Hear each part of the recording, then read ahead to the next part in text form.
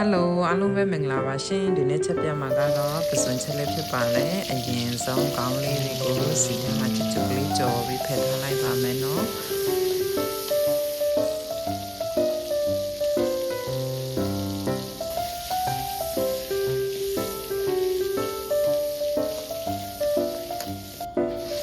ပြီးလို့ရှိရင်တော့စီကြော်ပစွန်ကြော်ထားတဲ့စီထဲမှာပဲ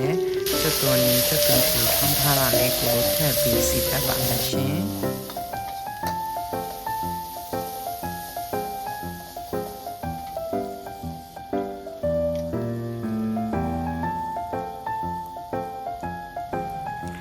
အရသာအတွက်စားတစွန်းလေးထပ်ပါမယ်ရှင်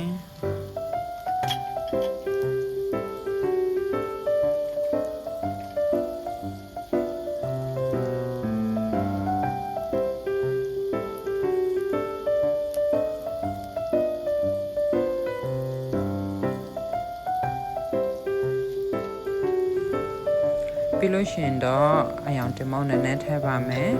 စနွေးနဲ့ထည့်ပါမယ်အဲ့ဒါကိုစီတက်ပါမယ်နော်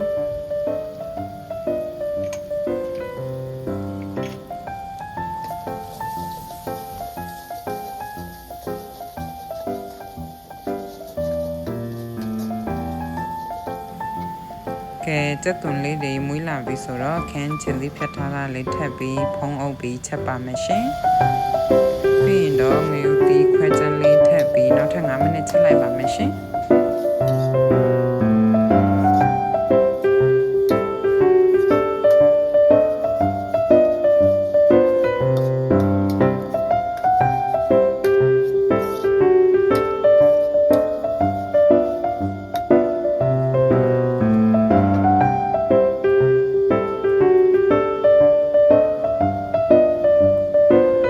ချင်းဒီလေးတက်သွားပြီဆိုတော့ခုနနဲ့ထားတဲ့ပစွန်လေးထည့်ပြီးတော့နောက်ထပ်5မိနစ်ချက်လိုက်ပါမယ်နော်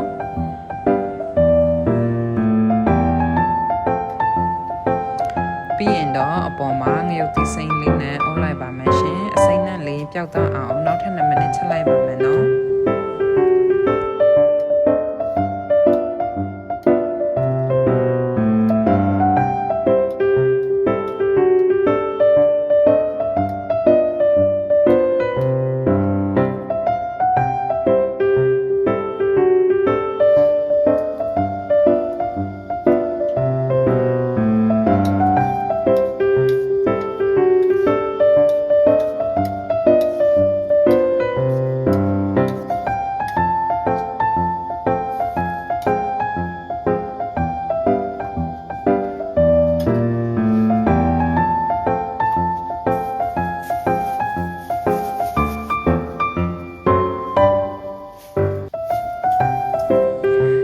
အခုကတော့အရသာရှိတဲ့ပစွန်ဟင်းလေးရပါပြီရှင်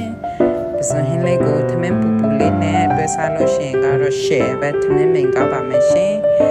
ဗီဒီယိုကြည့်ရှုပေးတဲ့အတွက် thank you so much ပါ see you in next video